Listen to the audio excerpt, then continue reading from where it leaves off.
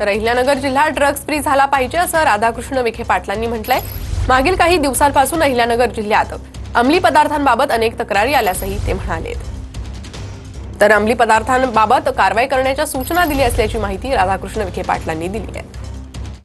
जिल्ह्यामध्ये जे अंमली पदार्थांचं जे मोठं रॅकेट आहे, काही ठिकाणी कॅफे, कॉलेज, महाविद्यालय कॅफेच्या नावाखाली तिथे काही मोठ्या प्रमाणात ड्रग्स उपलब्ध होत आहेत, अशा तक्रारी आल्या होत्या।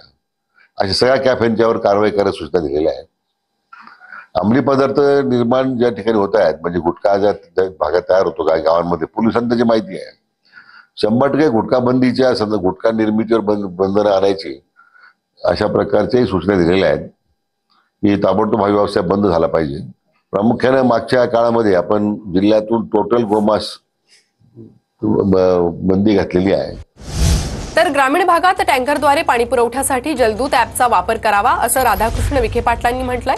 गावात टँकरने सुरू असलेल्या पाणी पुरवठ्याचे वेळापत्रक जाहीर करावे, तालुका पातळीवर पाणी पुरवठ्यासाठी जबाबदार अधिकाऱ्याची नियुक्ती करावी, अहिल्यानगरचे पालकमंत्री राधाकृष्ण विखे पाटलांचे हे निर्देश आहेत। टँकरचे वेळापत्रक आता तयार करायला सांगितलेले आहे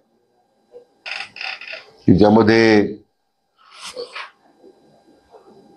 प्रत्येक गावामध्ये तशा प्रकारचं वेळापत्रक लावून